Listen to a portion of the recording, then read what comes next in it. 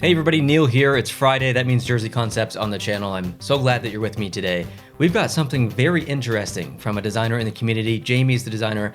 He's titled this series Novels to Nets. I have absolutely no idea what that means. I've not seen these before. We always react to them, we as in me and then you watching the video, and we discuss. So this is not a typical series. It's not Stadium Series, Winter Classic, or anything like that. Novels to Nets. I have no idea what that means. Probably something to do with books. So let's jump in and let's find out right away. First one's going to be Anaheim. Let's bring it up. Oh, oh, okay. This is very literal, like Peter Pan. Okay, I can kind of see where this series might be going now. This is a bit silly. Like this, I guess, is maybe could have been an off video, not on a Friday, but this isn't necessarily a realistic NHL jersey. The NHL would never do a novels themed series. It's a weird crossover. However, with that said, sometimes the fantasy jerseys like this are pretty interesting because we can kind of see maybe more risky designs that we wouldn't usually see on jerseys, so that's kind of neat. Now, this design here specifically, the Peter Pan with the hat on there, it's okay, but I mean, it's so unrealistic, and but the striping down below isn't that unrealistic. If you look at, like Vegas, they could probably do that, so why not? Moving on to the Boston Bruins, aka Game of Thrones. Wow, so this is really only themed for the Boston Bruins in terms of colors, black, and then you got the gold in there. Now, as silly as this actually is, and this would literally never happen, but it's important to look at this from the aspect of the risk. The risk here is the striping pattern. That is pretty aggressive. It's not transparent at all. It's pretty bold in your face. I don't think that matches at all with the Boston Bruins. But think about the Vegas Golden Knights. A castle wall, the top of a castle wall. Vegas could do something like this. So as silly as this might be with the Game of Thrones and stuff, and I guess the logo does look really good, that aside, though that striping isn't that crazy. Like, you could maybe see that on a Stadium Series jersey in the future for the Vegas Golden Knights. So maybe a bit of a silly series, but still, possibilities in here. Let's keep going. The Last of the Mohicans. Okay, I never read that. It doesn't look that off-brand for a Buffalo Sabres jersey, honestly. Like, the logo looks quite on par. A little bit of influence from the Blackhawks, obviously, from the title of the book. The stripes I'm not super loving. I get like card suits, like diamonds and spades and clubs and hearts and all that stuff. It just looks like a deck of cards almost on the stripes. So I'm not a big fan of that, but logo's okay. Moving on to the Carolina Hurricanes, the Perfect Storm. Well, probably the best. Actually, I didn't even know that the Perfect Storm was a book before it was a movie. I just remember watching the movie, and yeah, I mean, the perfect one to choose for this. This is the best example of something that could potentially be plausible. Not a home jersey, not a alternate jersey, but Stadium Series, absolutely. Specialty jersey, maybe, but Stadium Series, I could absolutely see a Stadium jersey like this. This is very cool. Obviously, Hartford Whalers colors inspired, but recolorized in the Carolina Hurricanes logo. This is a pretty wild jersey, but I actually really like it. It's the best one so far, maybe the most plausible one so far. Columbus, American Gods. I actually have no idea what that is. Book, movie, whatever. I'm not familiar with that at all. I see what's happening in the logo with the clover that's in there. I actually like the lightning bolt on the arms. Maybe not necessarily for Columbus, but for Tampa, possibly. Like, that would be cool to see some lightning bolts on there. Replace the gray, or the red with maybe a gray or something. That might look okay, or black. Chronicles of Narnia for the Calgary Flames. Well, that logo actually fits in quite well, I feel like, with the kind of Calgary logo in the background. Decent job, actually. And, I mean, it looks like a Calgary jersey. Cool emblem up here for the alternate logo on the shoulder, too. So, actually a pretty good jersey. Lord of the Rings. Now, I'm definitely familiar with this one. This doesn't look bad at all. It would never happen. Like I said at the beginning, it would never happen. But it's not that odd looking. Like, the script elvish font or whatever that's around the logo to make the ring, that actually doesn't look that out of place on the jersey. And even the Lord of the Rings font at the bottom of the jersey doesn't look that out of place. I think the right decision here was going with black as the primary color. Yeah, it actually doesn't look bad at all. Next, the Colorado Avalanche, Into Thin Air. No idea what that is. No idea whatsoever. but it's a pretty decent jersey. I actually kind of like the pickaxe stuff in the background. It feels very Colorado and mountains and stuff, mining. Okay, moving on. Star Wars. Well, I would hope that everyone watching knows what Star Wars is. The obvious logical choice for the Dallas Stars if you were going to do this series. So Jamie hit the nail on the head here. Now this jersey is actually pretty similar to their alternate jersey, which is very well liked. I even like the opposing shoulder patches here. Usually I don't like that. I prefer something symmetrical, but it looks good, and I like what's happening with the Star Wars logo on the or the Stars logo on the front too, mimicking that rolling credit style. Very cool. Next, the Detroit Red Wings, the Great Gatsby. Well, this is I don't know the story that well, but a very predictable, I guess, novel for the Detroit Red Wings based on the city, and jersey as well. It kind of looks like like a mob guy wearing a suit or something. It's maybe a bit unrealistic because it looks like a referee uniform, but it's still very cool. Next, the Wheel of Time. I never read the books. I just know of the series on Amazon. I think I've watched season 1 or almost of season 1. I know a lot of people like it. I know I need to get back into it. But the Wheel of Time, to me, that looks like a pretzel. Or if you've ever been to Disneyland or Disney World, they've got the Mickey pretzel, which is shaped like Mickey Mouse. It kind of looks like that, minus the eyes and the mouth and stuff. So this one's probably a miss for me, and I guess I don't know enough about Wheel of Time to maybe appreciate it. Jurassic Park. Whoa, heck yeah, absolutely. I am fully on board for this. This is the Florida Panthers, but this is very cool. You could maybe, like, I know Jamie probably went this way with the Florida Panthers because of the colors, but you could also do Nashville, I think, for Jurassic Park, because if I'm not mistaken, the Predators name and logo comes from, I think they found a saber-toothed skeleton or something like that underground when they were excavating for the arena, something along the lines of that. So there's a bit of a tie in there to Jurassic Park. So might work for Nashville as well. But regardless of the team, don't really care. This is an incredible jersey. I am a huge fan of Jurassic Park.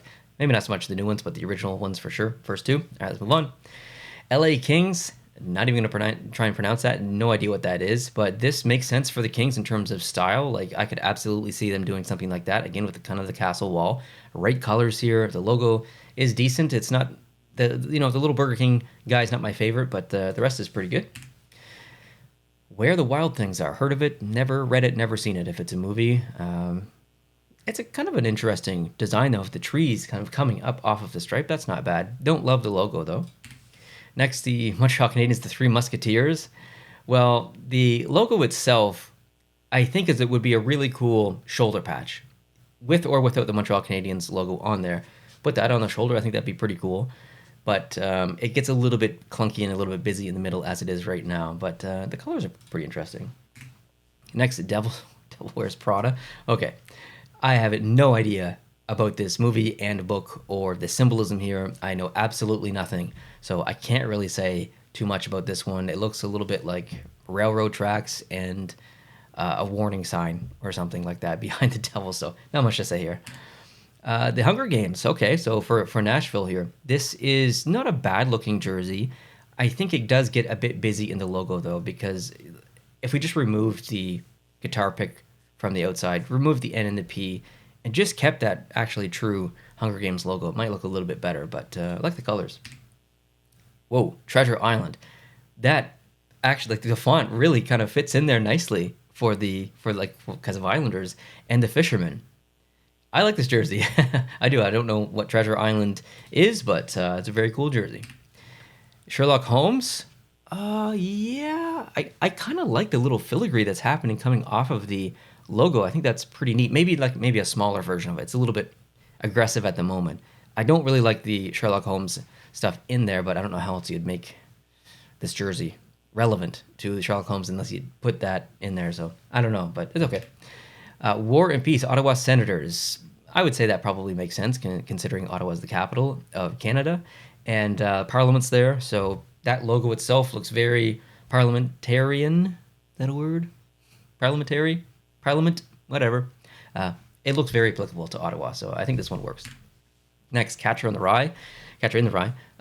Yeah, a little bit too silly for me. We got the ducks on there. You've got the wheat down below.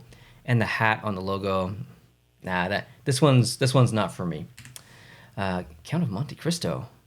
Is that wow? Okay, a hat on the penguin with a little monocle. That's pretty funny. It's weird seeing the fleur de lis on a Pittsburgh jersey and not a St. Louis jersey or a Quebec Nordiques jersey or a Montreal Canadiens jersey. But it doesn't look that bad, so I'll give it that. I'll give it that. Next, 20,000 Leagues Under the Sea for the Seattle Kraken. Well, the jersey itself, like here's a probably a good example of this series is silly, but being that the jersey design is actually pretty decent, like the tentacle kind of lines coming down, like that's practical, that's plausible. I think Kraken could maybe do something like that in the future. So it's really just the kind of the logo that's the silly part. Wow, San Jose, and actually another really good example of what I just said. It's a crazy design with the slashes and the bites coming out of the arm and the bottom of the jersey, but still like it's practical. Like if San Jose was in a stadium series, they could do something like this and it would be accepted. It would be pretty cool, especially the numbers as well. So I don't love the logo. It's not bad, but I think the jersey is actually not that far off from plausibility. Next, the Blues Brothers for the St. Louis Blues. Okay, this one was probably pretty predictable. The logo is not for me, but I understand where you're going with this. Percy Jackson and the Lightning Thief. I don't think I've seen that, or definitely not read it. The texture in the background's a little bit aggressive. I think this would look okay from far, but close up it would be a little distracting. It's okay. It's definitely okay. I'm wondering if the Thunder of the Gods or whatever it was called from earlier might have been a better choice for the Lightning here. Harry Potter for the Toronto Maple Leafs. Okay, so my Harry Potter knowledge is minimal, but the way that the numbers are done, that is way more Tampa Bay than it is Toronto to me. Like those numbers should exist for Tampa right now. Like that's an incredible number. But it does remind me of like the spells that they would cast, and I think Harry Potter had some like almost lightning looking scar on his forehead, so maybe that's where that comes from. The logo itself is pretty cool actually. It's a bit of, reaching back into their history, but that would be an awesome shoulder patch. A really, really awesome shoulder patch actually. Moving on. The Utah team, Call of the Wild. Never heard of it. Decent logo though, decent colors, looks pretty similar to what we have now though. Next, the Canucks, Moby Dick. Okay, so the stripes are actually phenomenal. I really like those a lot. I think that Carolina and Vancouver, and maybe Seattle could probably do something like this. Maybe even San Jose too. That nautical rope kind of look, that is really neat. Islanders as well. But the logo that's where it loses, the logo. You've got colorized shoulder patches, which look pretty good. I think it's just rope. I can't really tell, honestly. But it's almost like the logo is unfinished. It needs some of that green back in there. It needs, or in there, it needs some more color. Right now it just looks unfinished. Next, never heard of it. No idea what that logo is. Not a huge fan of the jersey. The numbers being the same color get lost. The logo doesn't represent any colors anywhere else in the jersey other than, I guess, on the shoulder patch. But it's almost like too much of the same color in the logo. Not a huge fan of the texture at the bottom either. So yeah, this one's probably a miss for me. The Right Stuff. I don't know if it's a book, but one of the best movies ever created. If you've not seen The Right Stuff, it is phenomenal. It is the story of the test pilots who became astronauts, essentially. And it is, I wouldn't say completely accurate, but it's very accurate. It shows you what they went through. Really good movie. I think it was made in like the late 70s or 80s, maybe something like that. Absolutely phenomenal movie. Please watch it. And so that is what is represented here. You've got some kind of capsule on there in the logo. You've got some stars in the background. Now, The Right Stuff isn't Canadian specific. It happened in America under NASA, not anything to do with Canada. So it's not super Canadian specific, but really cool jersey and an amazing movie. Okay, next. The Federalist Papers. Never heard of it, but I love what's going on here. Very Washington, D.C., super like almost winter classic in a way. I like the negative space of the eagle. You can kind of see like the ink holder and then the feather pen that's there. That's really cool. I think the shoulders are really good too. I'd love to see Washington do something like that. It's a pretty cool jersey. Oh yeah, that's the last one, Washington. My favorite, biasedly, my favorite's going to be Winnipeg, but I won't pick that one because I know that I'm really being swayed there because my love for the movie. I think the Carolina one is as wild as it is. It's pretty plausible. I think also maybe the stars like that's the theming is dead on here. Really really good theming, right team choice, right jersey choice, right choice for the logo. It still looks like it's within their brand, so it's not like too far off in the distance. So yeah, I think I'll say this one's my favorite, just not only because it looks good, but it also is executed well and it fits the series and yeah, all that good stuff. So Jamie, thanks for sending this very unique series. I've never seen anything like that before, so really appreciate it. I hope you guys did enjoy it. If you did, let me know down below in the comments which one was your favorite. Any styling choices from any specific jerseys you'd like to see in a main jersey, something like that. Yeah, let me know. I hope you guys are having a wonderful start to your weekend. Thank you so much for watching. I appreciate you, and we'll talk to you soon. Adios.